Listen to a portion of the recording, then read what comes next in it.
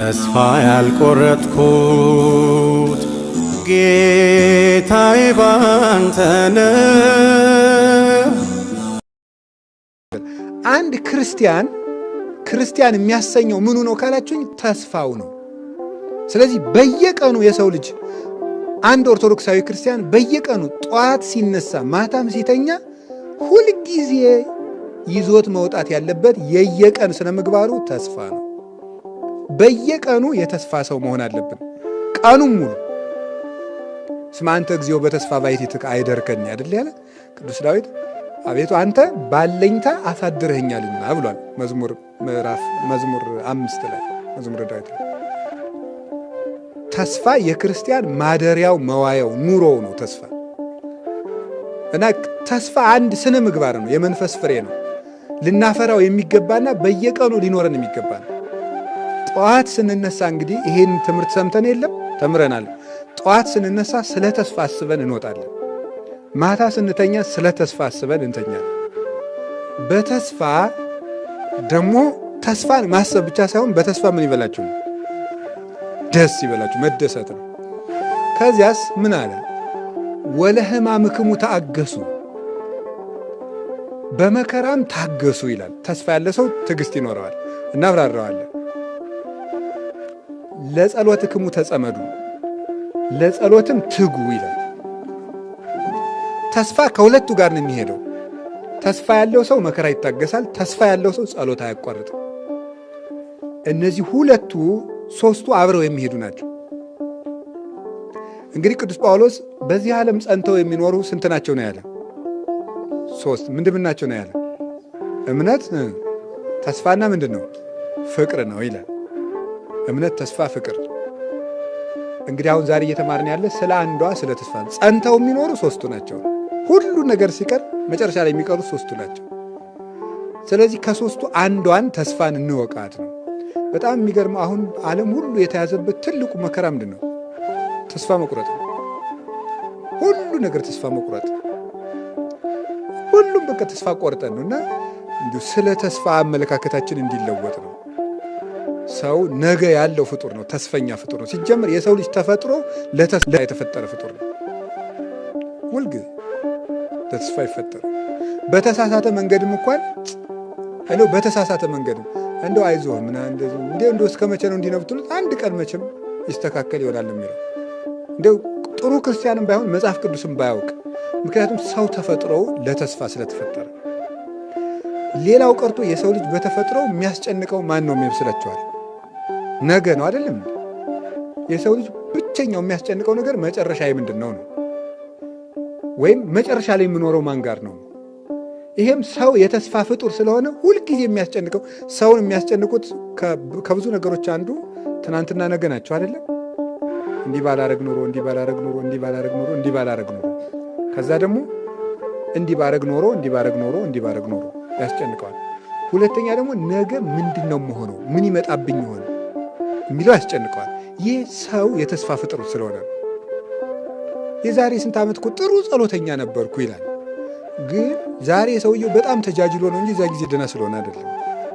ዛሬ በጣም ስለተጃጃለ ጅልነት ስለጨመረ ትናንት የተሻልኩ ስለሆነ ይመስለዋል እንጂ ትናንትም ጅል ነበር ልላችሁ ፈልጌያለሁ። ግን እሱ ትናንት የተሻልኩ ይመስለዋል።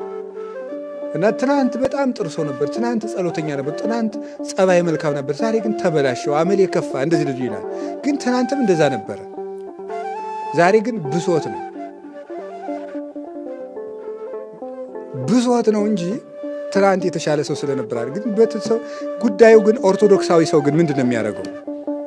ኦርቶዶክሳዊ ከዛ ትናንትን ይላል፣ ዛሬን ይንቃል፣ ነገን ዛሬን እያቃለለ ደግሞ የሚያስደንቀው ደግሞ ነገን የሚጠብቀው ነገር ዛሬ ተጎልቶ ነገ በቃ የተሻለ ጊዜ መቼም አያለው መቼም እግዚአብሔር መቼም ይሄን ሳያሳየኝ አይገለኝም ይላል። ተጎልቶ ነው እንደዛ የሚለው።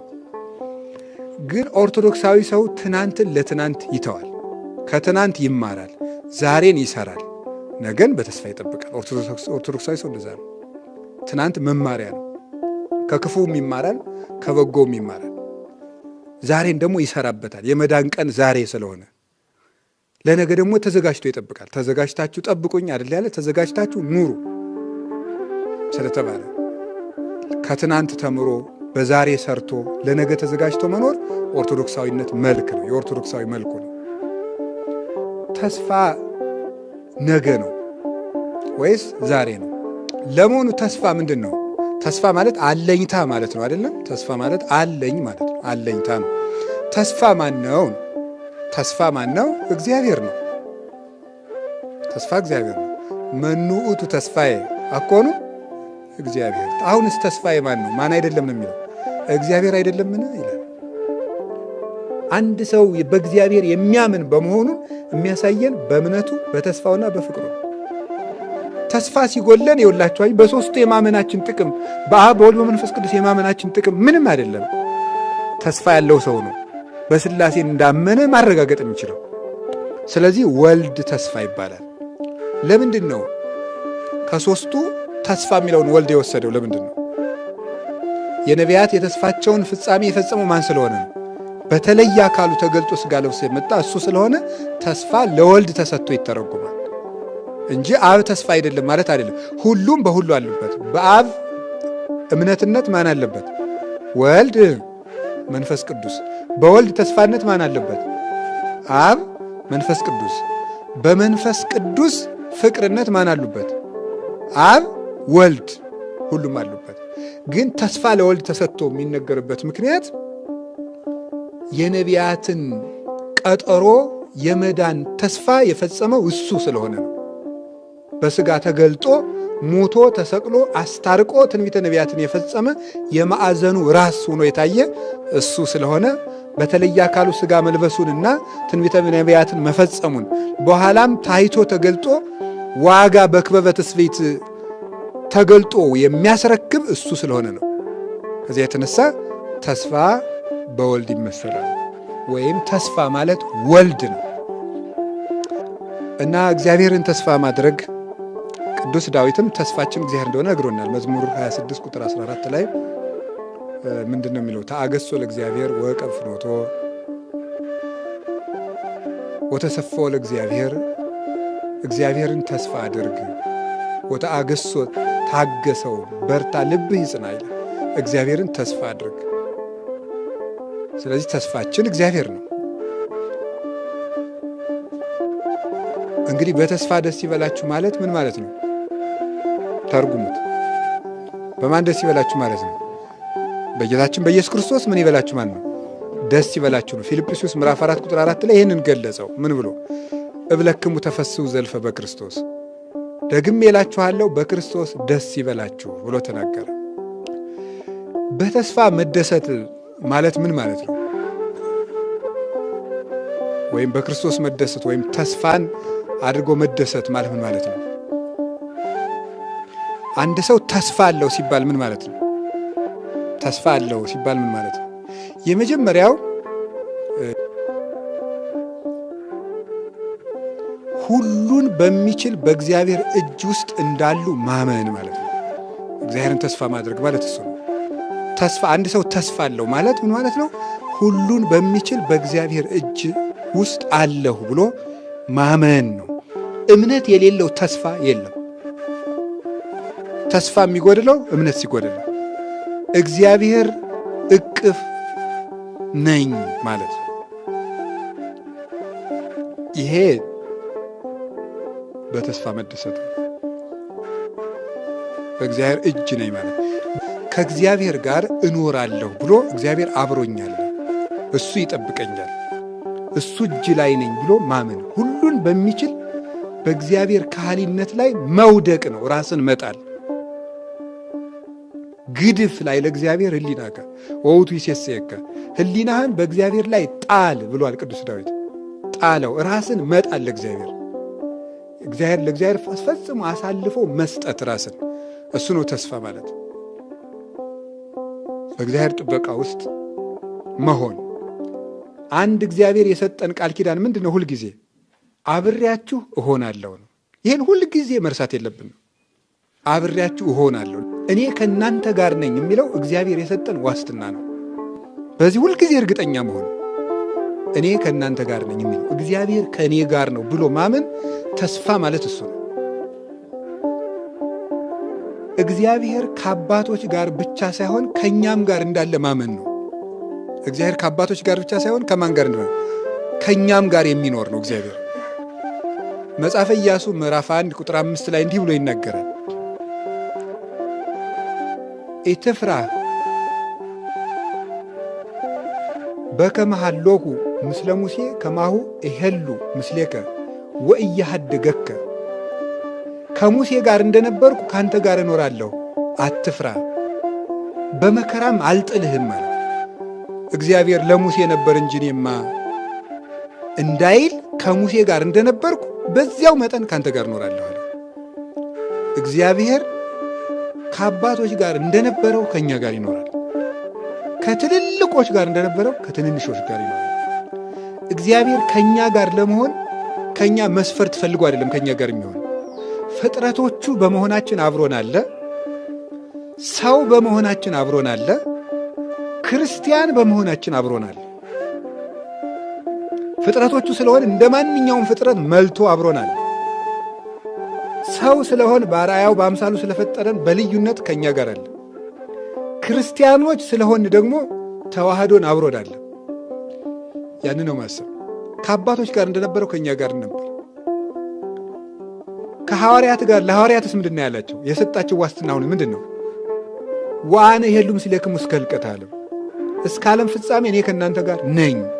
ሁልጊዜ እግዚአብሔር ለሰው ልጆች የሚሰጠው ተስፋ እኔ ከእናንተ ጋር ነኝ፣ እስከ ዓለም ፍጻሜ እኔ ከእናንተ ጋር ነኝ። እስከ ዓለም ፍጻሜ ጴጥሮስ አለ፣ ዮሐንስ አለ፣ በርቶሎሜዎስ አለ፣ ታዲዮስ አለ። ማን አለ? እስከ ዓለም ፍጻሜ ከእናንተ ጋር ብቻ አይደለም ከሚመጣው ትውልድ ጋር ሳልለወጥ አብሬ እኖራለሁ። ዕብራውያን ምዕራፍ 13 ቁጥር 8 ላይም ቅዱስ ጳውሎስ የነገር እንደዚህ ነው። ኢየሱስ ክርስቶስ ዘትማልም ወይም ወክማውት እስከ ዓለም። ኢየሱስ ክርስቶስ ትናንትም ዛሬም እስከ ዘላለም ድረስ ሕያው ነው፣ አይለወጥም። እኛ ኃጢአተኛ መሆናችን እግዚአብሔር ከኛ ጋር አብሮን እንዳይሆን አያደርግም። እንዳይዋሃደን ግን ያደርጋል። ተዋህዶን እንዳይኖር በክብር እንዳይገለጥልን ያደርጋል። እንዳይጠብቀን ግን አያደርግም። እውነት ለመናገር የበደል መጨረሻ እግዚአብሔር ከኔ ጋር የለም ማለት ነው። እንደዚህ ማለት ልብን ያደነድናል ይላል። ልብ ይደነድናል ይላል ቅዱስ ዮሐንስ አፈወርቅ በድርሳኑ ሲናገር። እግዚአብሔር ከኔ ተለይቷል፣ እግዚአብሔር አይምረኝም፣ እግዚአብሔር አይቀበለኝም፣ ከኔ የራቀ ነው ማለት ልብን ያደነድናል። ልብ ሲደነድንስ እስመ እምግዘፈ ልብ ይከውን ተቃርኖተ እግዚአብሔር። ልብ ሲደነድን ደግሞ እግዚአብሔርን መቃረን ይመጣል። ይሄስ ምን ያመጣል? ያንሳአስህ መዓተ እግዚአብሔር፣ የእግዚአብሔርን መዓት ደግሞ ያነሳሳል። ልብን ማደንደን። ልብ የሚደነድነው ከየት ጀምሮ ነው ሲባል እግዚአብሔር ተለይቶኛል ከማለት። ቅዱስ ጳውሎስ በአንደኛ ቆሮንቶስ መልእክቱ ምዕራፍ 12 ላይ ሲናገር እንዲህ ይላል። ምናልባት ሰዎች እየጸለዩ ህልም ሊያዩ ይችላሉ፣ ራእይ ሊያዩ ይችላሉ፣ ጥያቄያቸው ሊመለስላቸው ይችላል። በጠሩት ቁጥር እግዚአብሔር አለሁ እነሆ ሊላቸው ይችላል። እኛ ግን ጠይቀን አልተሳካልን፣ ጀምረን አልተፈጸመልን ሊሆን ይችላል። የዛ ጊዜ እግዚአብሔር ትቶኛ እንላለን። ግን ምንድን ያለ አሃዊነ ኢንፈቅድ ትኩኑ አብዳነ በእንተ መንፈስ ቅዱስ። ወንድሞቻችን ስለ መንፈስ ቅዱስ ሞኝ እንድትሆኑ አልፈቅድም ይላል። ሞኝ መሆን ማለት ነው። ትርጓሜያችን ምን ይላል? መንፈስ ቅዱስ ከእናንተ ሳይለይ እያለ ተአምር ሲያደርግላችሁ ባለማየታችሁ ምክንያት ትቶኛል አትበሉ ነው። የጠየቃችሁትን ጥያቄ ስላልመለሰላችሁ፣ ያሰባችሁት ስላልተሳካ፣ የጀመራችሁት ስላልተፈጸመ መንፈስ ቅዱስ ትቶኛል አትበሉ ነው።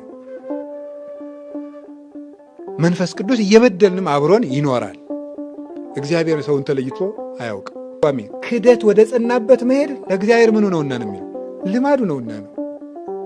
እግዚአብሔር እንደውም ወደ እኛ ነው የሚመጣው። መጀመሪያ የታመመ ነው መድኃኒት የሚያስፈልገው። እሱም የተናገረ ይሄን ነው። ህሙማን ይፈቅድ ወላ አቃቤ ሥራይ ወአኮ ጥዑያን። ባለመድኃኒትን የሚሹት የታመሙ ናቸው እንጂ ጤነኞች አይደሉም። ስለዚህ ጌታችን ኢየሱስ ክርስቶስ ቀድሞ ጴጥሮስን አነጋገረው። ጤነኛውን ዮሐንስን አይደለም ያነጋገረው። ህመም የጸናበትን ጴጥሮስን አይደል ያለሱስ። ለታመመችው ህዋሳችን የበለጠ እንክብካቤ እናደርግላታለን።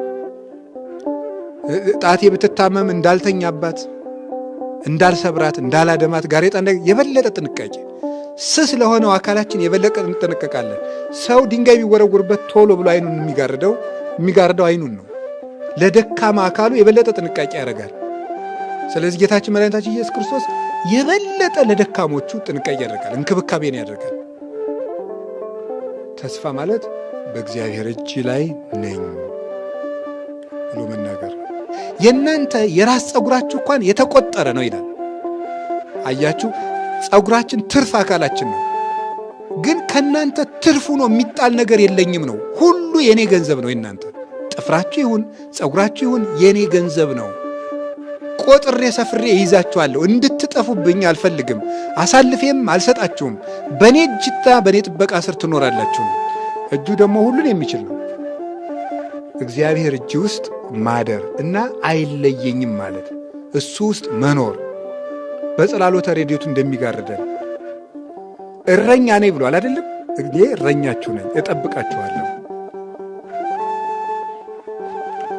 ምንድነው? ወበጽላሎተ ክነፊከ ምን ብላይ ነው የሚለው? ክድነኒ፣ እንደ አይን ብሌን ጠብቀኝ ነው። አይን በሽፋሽፍት ተጠብቃ የምትኖረውን ያህል ጠብቀኝ ነው። አንዲት ነገር ውልብ ስትል ከሽፋሽፍት ቀድሞ ላይን የሚደርስላት የለም። እንደዚያ ፈጥነህ ጋርደኝ ማለት ነው ቅዱስ ዳዊት። ሰው በእግዚአብሔር ጥግ እንዲህ ተጠግቶ ይኖራል። እግዚአብሔርን ጥግ ማድረግ አብሮኝ ይኖራል ማለት ተስፋ ይባላል።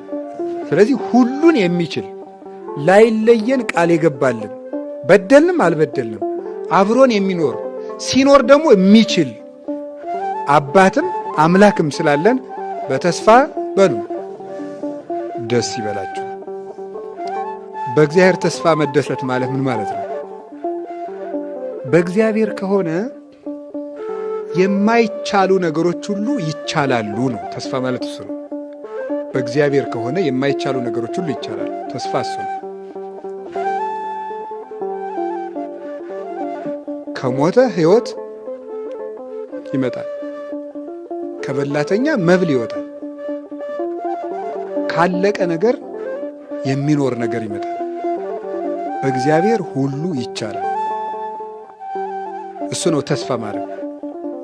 የማይቻሉ ነገሮች በእግዚአብሔር ይቻላል። ኩሉ ይትካሀል ለዘየአምን ማርቆስ ምዕራፍ 9 ቁጥር 23 ላይ ይሄንን ማመን ነው። ዓለም ሁል ጊዜ የምታሳየን ምንድን ነው? ያ ማለት ነው ችግሮች ውስጥ ሲሆኑ ችግሩን ትቶ ማንን ማሰብ ነው? እግዚአብሔር ማሰብ። ይሄ ነገር ያለቀ ነው የሚል ነገር ስናይ ለእግዚአብሔር እኮ ይቻላል ብሎ መታመን ተስፋ ይባላል። ዘይትካሀል በኀበ ሰብእ ይትካሀል በኀበ እግዚአብሔር። በሰው ዘንድ የማይቻል በእግዚአብሔር ይቻላል ብሎ ማመን ነው። በሰው ዘንድ የማይቻል በሐኪም ሊሆን ይችላል የማይቻል ሐኪም ከሆነ አይቻልም። ንጉሥ ከሆነ አይቻልም። በሰው ዘንድ ያልተቻለ ግን በእግዚአብሔር ይቻላል። እግዚአብሔር ሰው እንደሚያይ አድርጎ አያይም ነው። እግዚአብሔር ሰው እንደሚያስበው አያስብም። እግዚአብሔር እንደ ሰው አድርጎ አይደለም የሚሰራው። እግዚአብሔር የሚያሰኘው ከሰው ውጪ በሆነ መንገድ ስለሚሰራ ነው። እኛ ከምናውቀው ኃይል በላይ ይሰራል እግዚአብሔር። ይህን የሚያደርግ እሱ ነው። በዚህ መታመን የማይቻሉ ነገሮች በእግዚአብሔር ይቻላል። ችግሮቻችን ውስጥ ሆነን እግዚአብሔርን ተስፋ ማድረግ ነው። በተስፋ መደሰት ማለት ዛሬ ነው አይደለም እንደ እግዚአብሔር።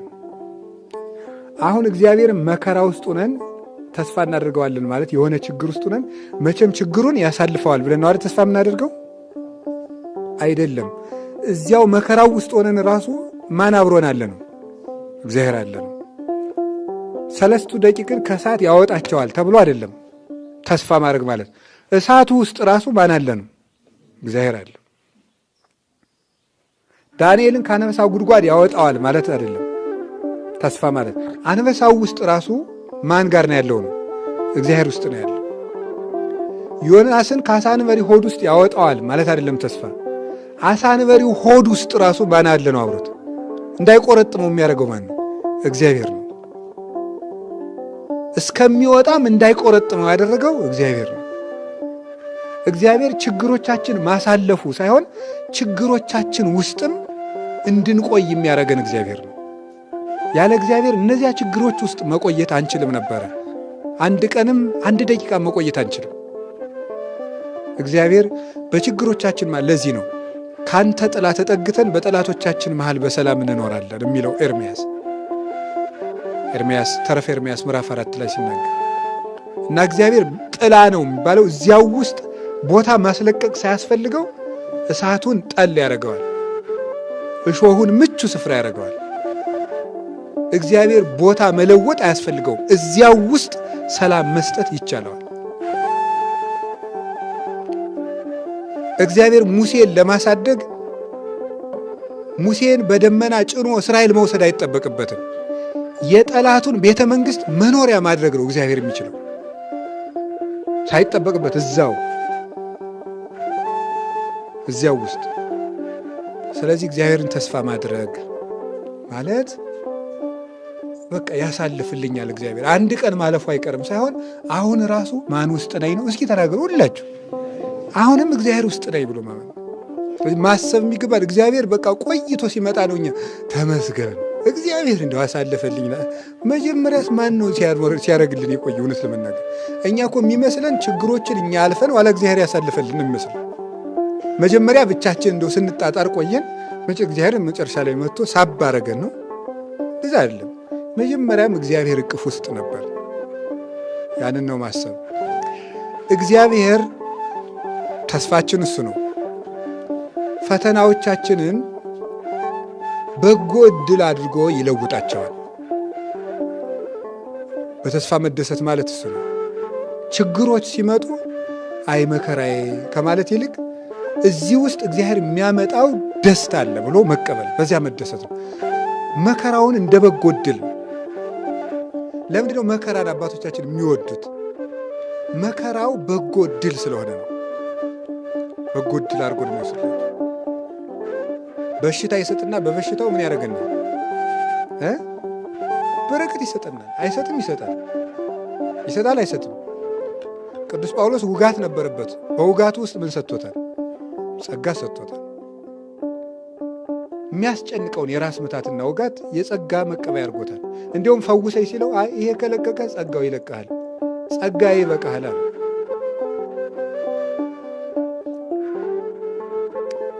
እግዚአብሔር የምናነክስበት ነገርም ካመጣ እዚያው ውስጥ ደግሞ ምን ይሰጠናል? በረከት ነው። እግዚአብሔር ወገኖች እንደው ዓለም ከምትሰጠን እግር እግዚአብሔር የሰጠን አንካሳነት አይሻልም? ይሻላል። አዎ እግዚአብሔር ብዙ ጸጋን ለመስጠት ብሎ ነፍስን ምን ያደርጋታል? ወደ ብዙ ጸዋታው መከራ እንድትገባ ያደርጋታል እና ወደ መከራ ይለውጣል። ውርደቶቻችንን ወደ ክብር መለወጥ ያውቅበታል። የምሬን ነው የምነግራችሁ። ወደ ክብር ይለውጣቸዋል። እንደ በጎ ዕድል እዩዋቸው። እቤት ቁጭ ብለን እግዚአብሔርን ካላወቅን ተሰደን እንድናውቅ ያደርጋል እግዚአብሔር። ሁሉንም ለበጎ ነው የሚያደርጋቸው የሚባለው ለዚህ ነው። እና መከራ ሲመጣ ደስ ብሎ እግዚአብሔር ይመስገንና ቅዱስ ዳዊት ምንድን ነው ያለው? እምንዳቤ አርሃበ ሊተ፣ ከመከራ የተነሳ ምን አለልኝ ነው ያለው? አስፍቶ ሰጠኝ፣ አሰፋልኝ ብሎ ተናግሯል። እግዚአብሔር ክፉ ወጥመዶችን ወደ መልካም ዕድል ስለሚጠውጣቸው በተስፋ በሉ ምን ይበላችሁ? ደስ ይበላችሁ። የማይረባ ማንነታችን ወደ ትልቅነት ስለሚለውጥልን እግዚአብሔር ደስ የሚለን ተስፋ ይሄ ነው። ወደ መጨረሻ ያመጣሁት እንደውም ትልቁ ነው። እውነት ለመናገር ትልቁ ተስፋችን የማይረባ ማንነታችን ስለሚለውጥልን። ተፋቅሮ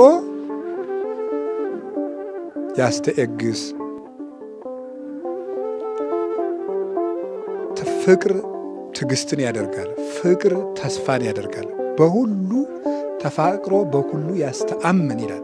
ተፋቅሮ ወይም ፍቅር በሁሉ ተስፋ ያደርጋል። ሁለተኛ ቆሮንቶስ ምዕራፍ 13 ቁጥር 7 ላይ ሲናገር ፍቅር በሁሉ ምን ያደርጋል የሚለው ተስፋ ያደርጋል። ፍቅር በሁሉ ተስፋ ያደርጋል። እንዳትረሱ። ፍቅር በሁሉ ተስፋ ያደርጋል። ፍቅር በሁሉ ተስፋ ያደርጋል ማለት ምን ማለት ይመስላችኋል? የማይረቡ ሰዎችንን ተብሎ በቃ ገሌ ተመልሶ አይረባም። እንግዲህ አየነው፣ እንግዲህ እንደው ገሌን አየነው የሚባል ሰው ተመልሶ ትልቅ ሰው ይሆናል። በማን ንገሩኝ እንጂ በእግዚአብሔር ይሆናል። በእግዚአብሔር ትልቅ ሰው ይሆናል። የማይረባ ሰው ማለት ነው። የማይረባ ሰው ትልቅ ሰው ይሆናል። በመጠን በእድሜ ልትወስዱ ትችላላችሁ፣ በደረጃ ልትወስዱ ትችላላችሁ፣ በማዕረግ ልትወስዱ ትችላላችሁ። ሰው የናቀውን ሰው እግዚአብሔር ትልቅ ሰው ያደርገዋል። የሚያስደንቀው ይሄ ነው። ያልተጠረጠረ ሰው ትልቅ ሰው ይሆናል። ያልተጠረጠረ ሰው በእድሜያችን ይሁን በማነሳችን ይሁን እግዚአብሔር ከማሰነ ማንነት አውጥቶ የትንሣኤ ብርሃን ለማየት ያበቃል። እውነቴን የምነግራችሁ፣ በራሳችሁ ተስፋ አትቁረጡ። እግዚአብሔር ከኃጢአት ጉድጓድ አውጥቶ ሰዎችን ትልቅ ሰው ያደርጋል።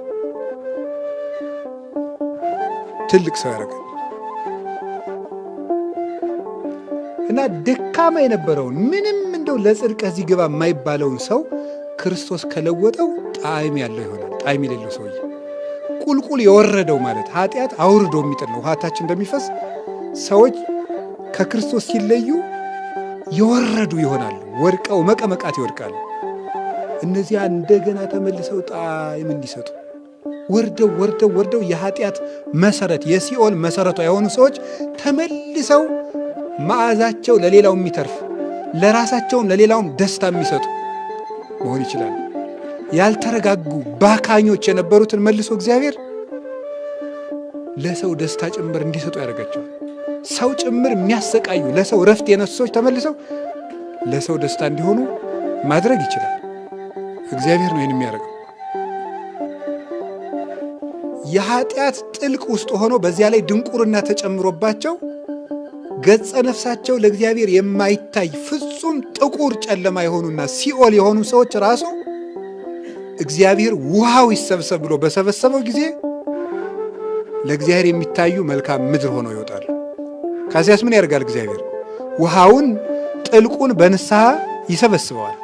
መንፈስ ቅዱስ በዚያ ጥልቅ ላይ ሰፎ መታየቱ ምንድን ነው? ድንቁርናም የኃጢአት መቀመቅ ወይም ጥልቅ ውስጥ ያሉ ሰዎችንም መንፈስ ቅዱስ ክንፉን ሰፎ ንስሐ እስኪገቡ ድረስ ያሳስባቸዋል። በቅዱስ ረድኤቱ ይጎበኛቸዋል፣ ያመውቃቸዋል፣ ያሟሙቃቸዋል። ንስሐ እንዲገቡ ያስለቅሳቸዋል፣ ይገፋፋቸዋል። ሞት ትዝ እንዲላቸው ያደርጋቸዋል። ፍርድ ትዝ እንዲላቸው ያደርጋቸዋል። የእግዚአብሔርን ፍቅር አሳስቦ እንዲያለቅሱ ያደርጋቸዋል። ድንገት ያነቃቸዋል። ድንገት ሌሊት ይቀሰቅሳቸዋል። መንፈስ ቅዱስ ምንጊዜም በጥልቁ ላይ ሰፎ ይኖራል። ማለት ጥልቅ ኃጢአት ባለባቸው ሰዎች ላይም መንፈስ ቅዱስ በረድኤቱ ንስሐ ይገቡ ዘንድ ሳይለያቸው ይኖራል። ከዚያ ውሃውን በንስሐ ይሰበስብላቸዋል። ከዚያስ ምን ያደርጋል? ምድር ምን ትበል ይላል? ታብቅል ይላል። እነዚህ ሰዎች እንዲያበቅሉ ወፍሬሁኒ ለመንፈስ ቅዱስ፣ የመንፈስ ቅዱስ ፍሬው ምንድን ነው ይላል? ይታወቃል። ምንድን ነው? ፍቅር፣ ሰላም፣ ሂሩት፣ ትዕግስት። ፍቅርን፣ ትዕግስትን፣ ሰላምን፣ አንድነትን፣ በጎነትን፣ ቸርነትን እንዲያፈሩ ያደርጋቸዋል። ኒ ሀቤ እንቲአየ ሰናይት ርግቤ እስመ አዕይንትኪ ዘርግብ ይላል። አዕይንትኪ ዘርግብ ማለት ምን ማለት ይመስላችኋል? ፍቹ አይኖችሽ እንደ ርግብ ነው ይላል። አይኖችሽ እንደ ርግብ ነው ማለት መንፈስ ቅዱስ በጥልቅ ኃጢአት ውስጥ ባለ ሰውነት ላይ ሰፎ ይኖርና ያንን ሰው ወደ ንስሐ ከመለሰው በኋላ መልሶ እንደማን እንዲያይ ያደርገዋል ማለት ነው። እንደ መንፈስ ቅዱስ እንዲያይ ያደርገዋል ማለት ነው። እንደ መንፈስ ቅዱስ እስራኤል ማለት ነጻሪ ከማምላኩ ካህሊ ከማምላኩ ማለት ነው ይላሉ አባቶቻችን። እንደ መንፈስ ቅዱስ አጥርቶ የሚያይ ያደርገዋል። ኃላፊያትን መጻያትን የሚያውቅ የሰማይና የምድር መጋረጃ ዘመንን ከማየት የማይከለክለው እግዚአብሔርን እያየ የሚደሰት ያደርገዋል። ይህ የንስሐ ኃይል ነው። እግዚአብሔር የማይረቡ ሰዎችን መልሶ እንዲረቡ አድርጓቸዋል። እኔ እና ከሁለት ነገር እንድንጠነቀቅ ነው። እስኪ በተስፋ ደስ ይበላችሁ በሉ። አንደኛው በራሳችን ተስፋ ከመቁረጥ እንድንድን ነው። እውነት ለመናገር ማለት ሰይጣን በምድር ላይ የሚወደው ትልቁ ኃጢአት ተስፋ መቁረጥ ነው። ተስፋ የቆረጠ ሰው አይመለስልኝም ብሎ ስለሚያስብ፣ አይመለስም ወደ ጽድቅ ብሎ ስለሚያስብ። ሁለተኛው እኔ ማሳሰብ የፈለግኩት ምንድን ነው? በሰዎች ተስፋ እንዳንቆርጥ። እንዲሁ እገሌ አይረባም ማለት ማቆም አለብን። ሰማችሁኝ? ጠበቅነው አየነው እገሌ አይረባም አይባልም። ሰው አይረባም ያለውን ማን እንዲረባ ያደርገዋል? መቼ ሊያደርገው ይችላል? መጨረሻ ላይስ ቢሆን በመጀመሪያው ዓመት መጣ ፍሬ አላገኘ ማለት በወጣትነታችን ነው። አሁንም ደግሞ እንግዲህ እነዚህ ሰዎች ታገስኳቸው፣ እንግዲህ 20 ዓመት ታገስኳቸው፣ ምንም በ20 ዓመታቸው ፍሬ አላገኘኋቸው አይረቡም አይልም። አሁን እናንተ አንድን ሰው 20 ዓመት ለፍታችሁበት እንደው እንግዲህ ይረባል ትላላችሁ? አንልም። 20 ቀንም የሚናገር የለም። ከዚያስ ሁለተኛው ዓመት መጣ፣ በጉልማሳነት መጣ። ከ40 እስከ 60 ዓመት ደግሞ አሁንም ቢሆን መምጣቱን አያቆምም እሱ። እዚህም ውስጥ ፍሬ አላገኘም። አንድ ሰው 60 ዓመት ሙሉ ለፍታችሁበት እንዴት ተስፋ ትጥሩበታላችሁ? ከዚያስ ሶስተኛው ዓመት ላይ መጣ። ከ60 ዓመት በላይ ባለው በሽምግልና ዘመንም እግዚአብሔር በእኛ ላይ ሁልጊዜ መመላለስን አያውቁም። አርጅቷል እንደው ብሎ እንግዲህ አርጅቶ እንግዲህ አይረባም አይልም። በስተርጅና ይመጣል። መጥቶ ደግሞ መጨረሻ ላይም ቢሆን ይመክረናል። ይኸው ሲወለድ ንጹሕ ሆኖ ተወልዶ በሕፃንነቱ ያልተስተካከለውን፣ ወጣቱ ነው ያልተስተካከለውን፣ ጉልማሳው ያልተስተካከለውን፣ ኑሮ ያልተስተካከለውን ወንበዴ እኮ ሲሞትም ቢሆን መለሰው አይደለም? ሲሞት ራሱ መለሰው። እስከምንሞትባት ነፍሳችን እስከምትወጣ ድረስ ክርስቶስ ከእኛ መምጣቱን አያውቁም። ነፍሳችን እስከሚወጣ ድረስ መድኃኔዓለም እኛን ከመፈለግ የሰለቸበት ጊዜ የለም። ልጅ እያለን ይፈልገን ነበር፣ ወጣት እያለን ይፈልገን ነበር፣ ጉልማሳ እያለን ይፈልገን ነበር፣ አርጅተን ይፈልገናል፣ እስከምንሞት ይፈልገናል። ይህ ትልቅ ተስፋችን ነው። እውነት ልንገራችሁ፣ እኔም እንደ ራሴ እናንተም ሁላችሁም በራሳችን ተስፋ የለንም። ሁልጊዜ ግን ስለሚፈልገን በዚህ ደስተኞች ነው። ሁልጊዜ ይፈልገናል። የሰው ልጅ የጠፋውን ምን ሊያደርግ መጥቷል? በቃ በጣም ነው የሚገርም። አይገርማችሁም? ይህ እኮ ትልቅ ተስፋችን ነው። የሰው ልጅ የጠፋውን ሊፈልግ መጥቷል ማለት ነው። እስኪ እኔ ራሴ ምንድን ነው ብላችሁ አስቡ። የጠፋሁ ነኝ ብላችሁ አስቡ። እስኪ የጠፋሁ ነኝ በሉ እስኪ። ግን አሁን ምን ያደርግልናል? ብንጠፋ እንኳን ማለት ነው። እንዲህ መጥፋት እኮ አለመኖር ማለት ነው። ብንጠፋ ራሱ እግዚአብሔር ይፈልገናል። የሉቃስ ወንጌል ምዕራፍ 15 ላይ ያለው ምንድን ነው? ያ ዕቃ ጠፍቷት የምትፈልገው ሰው ምንድን ነው? መኖር እኮ ቢያንስ እንደው በቁሙ ኑሮ መበላሸት አለ። መጥፋት እኮ አለመኖር ነው። ፈጽሞ እግዚአብሔራዊ መልካችን ጠፍቶ ሌላ ቁስ እስከምንሆን ድረስ ነው ማሰብ ያቆምን ሰዎች እስከምንሆን ድረስ። እስከዚያ እንኳን ብንወርድ እግዚአብሔር ይፈልገናል። እግዚአብሔር ከፈለገኝ እኔ ሰው ባይፈልገኝ ባይፈልገኝ ስለሚፈልገን በተስፋ በሉ አቤት። ዓለም የሚፈልጉትን ምን ያደርጋል? ይፈልጋል። እግዚአብሔር የማይፈልጉትን ይፈልጋል። የማይፈልጉትን ጭምር ነው የፈለገ እኮ።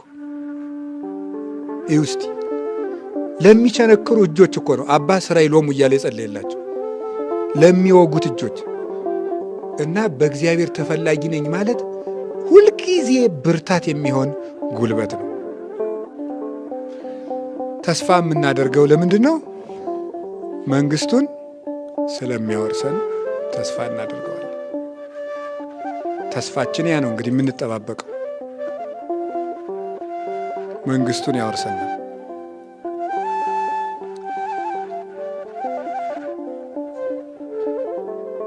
እና ያንን ተስፋ ስለሰጠን ደስ ይለናል። የመንግስተ ሰማያት ሰዎች ስለሆን ማለት ነው። የመንግስተ ሰማያት እድል ስላለን ደስ ይለናል። እንዴት ቃል ገብቶልናል። መጥቼ ምን አደርጋችኋለሁ ብሎ እወስዳችኋለሁ ብሎናል። ከዛስ እወስዳችኋለሁ ብቻ አይደለም፣ መጥቼ ወስዳችሁና የሆነ ጥሩ ቤት አኖራችኋለሁ አይደለም ያለ። ምንድን ነው ያለ? ከእኔ ጋር ትኖራላችሁ። ደስ ነው የሚለው እኮ አይላችሁም? ንገሩኝ እንጂ ማለት ኃጢአት ስንሰራ ብንረሳውም እስቲ ባይሆን አሁን ደስ ይበለን። ባይሆን ከማን ጋር ትኖራላችሁ ነው ያለ? ከኔ ጋር ይህ በጣም ነው ደስ የሚለው። እሱ ጋር የመኖር እድል እውነት ነው ማየት እንኳን ድፍረት የሌለን ሰዎች እሱ ጋር የመኖር ይገርማል እኮ። እንዲሁ ከክርስቶስ ጋር መኖር እንዴት ያለ እድል ነው በእውነት። ከሱ ጋር ለዘላለም ሳይለዩ መኖር። መንግሥተ ሰማያት አውርሳችኋለሁ ከሞት አድናችኋለሁ ቢለን እሱም ድንቅ ነው። ግን ይሄ ባልደነቀን የሚደንቀ ግን ማንኛውም ሰው ከንጉሱ ቤት ከንጉሱ ጋር እኩል ይኖራል። የንጉሱ ጎረቤት ሆኖ አይደለም የሚኖረው፣ ከንጉሱ ጋር አብሮ ያድራል በአንድ ቤት ውስጥ። ማንኛውም ሰው። ይሄ እግዚአብሔር ለሰው ልጅ የሰጠው ትልቅ ስጦታ ነው። አንድ ንጉሥ የፈለገ ሰፊ ቤተ መንግሥት ቢኖረው አንድ ቤት ውስጥ ከሁሉም ባለሟሎቹ ጋር ሊያድር አይችልም። እግዚአብሔር ግን ካህሊ ነውና ከሁላችን ጋር እኩል አብሮን ያድራል መንግሥተ ሰማያት ውስጥ። በጣም የሚያስገርመው ደግሞ ያችን መንግሥተ ሰማያት ለመውረስ ኃጢአተኛ ብንሆን እንኳን እስከ ቀዝቃዛ ውሃ ድረስ ወርዶ ሊሰጠን ምን ብሎልናል? ቃል ገብቶልናል። እንግዲህ ከዚህ በላይ ምን ያርግ ትሉታላችሁ? ውሃ። አሁን ውሃ ሲል ውሃ አምጡና መንግሥተ ሰማያት እንኳ አንዳንድ ሊትር ውሃ አምጡ ማለት ነው አይደለም። ውሃ ሁሉ ያገኘዋልና የተናቀ ነገር ነው።